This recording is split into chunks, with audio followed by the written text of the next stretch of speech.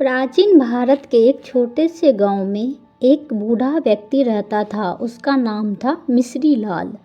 वह गांव का सबसे अमीर व्यक्ति था और अपनी संपत्ति के लिए वे जाने जाते थे।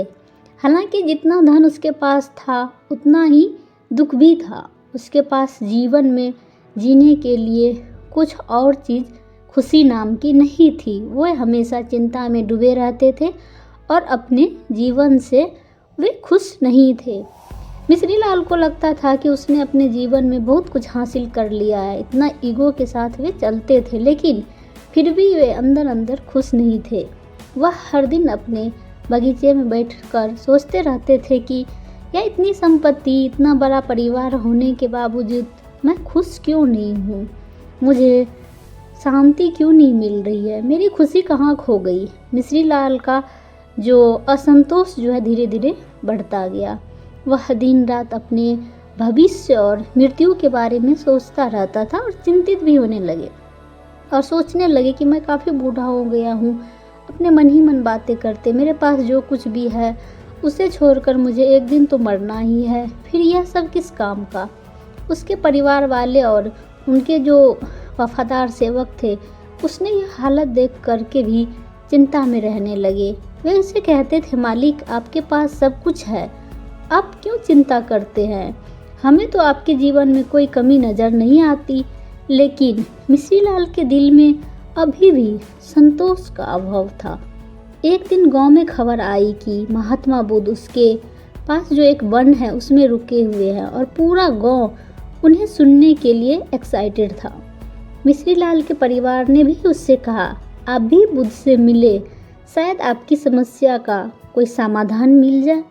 पहले तो मिश्री लाल ने मना कर दिया, फिर उसने सोचा बुद्ध क्या कर सकते हैं। मेरे पास जो समस्या है उसका समाधान तो कोई नहीं कर सकता। लेकिन परिवार और दोस्तों के आग्रह से वह अंत में बुद्ध के पास जाने के लिए तैयार हो गए। अगले सुबह मिश्री लाल भगवान बुद्ध के पास गए और जबकि वहाँ पर भगवान बुद्ध जो है ध्यान में बैठे थे, उनका शांत चेहरा देखकर मिश्री लाल को एक अजीब सा सुकून महसूस हुआ। उसने उनसे पूछा, भगवान मैं काफ़ी बूढ़ा हो चुका हूँ, मेरे पास बहुत संपत्ति है, लेकिन फिर भी मैं दुखी हूँ। मेरी खुशी कहाँ खो गई। बुद्ध ने मुस्कुराते हुए कहा, तुम्हारी खुशी कभी खोई ही नहीं मिश्री लाल, तुमने उसे गलत जगह ढूंढने की कोशिश की है। बुद्ध ने मिश्री लाल से कहा, अगर तुम सच में अपने जीवन का अर्थ जानना चाहते हो तो मुझे 3 सवाल का उत्तर दो। मिश्री लाल ने पूछा, कैसा सवाल। पहला जो है, मिश्री लाल ने फिर बुद्ध की तरफ देखा और पूछा, सर कैसा सवाल। भगवान बुद्ध ने पहला कहा, तुम्हारा जीवन क्या है, तुम्हारे दुख का कारण क्या है। और तीसरा जो सवाल था, तुम्हारे दुख से छुटकारा कैसे मिलेगा। मिश्री लाल ने कहा, भगवान मैं इन सवालों का उत्तर नहीं जानता, कृपया मुझे मार्गदर्शन दे। बुद्ध ने कहा, पहले सवाल का उत्तर खोजने के लिए तुम्हें अपने आत्मा में झांकना होगा। अपने जीवन को बाहरी चीज़ों से जोड़ना बंद करो।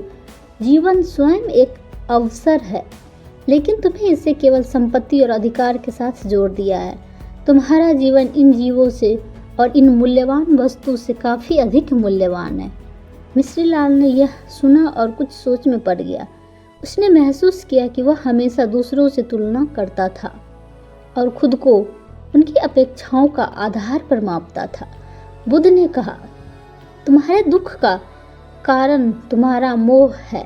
तुम सोचते हो कि धन और संपत्ति तुम्हें सुरक्षा और खुशी मिलेगी, लेकिन ये चीज़ अस्थायी है। तुम अपनी सारी चीज़ों इन्हें पानी में लगा दी, अब तुम्हें इन्हें छोड़ने से डरते हो।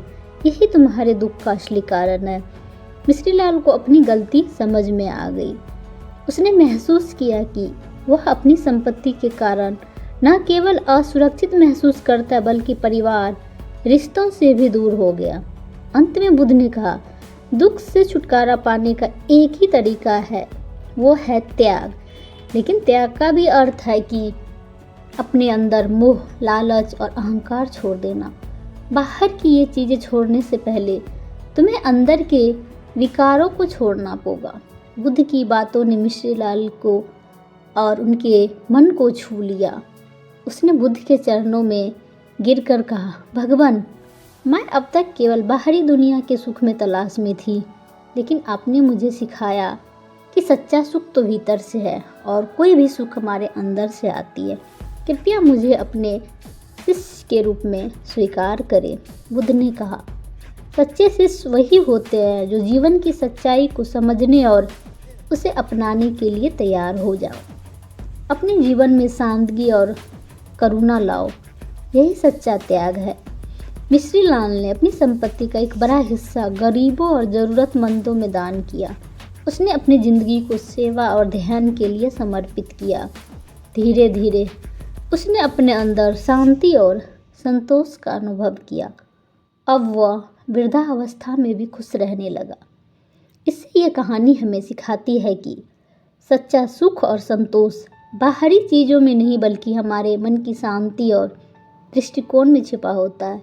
जब हम मोह और लालच छोड़कर सादी जिंदगी और करुणा का जीवन अपनाते हैं तो हमें सच्चे अर्थों में सुखी मिलती है और हम सुख होते हैं और खुश रहते हैं। और ये कहानी यदि आपको कुछ सिखाती है और अच्छी लगे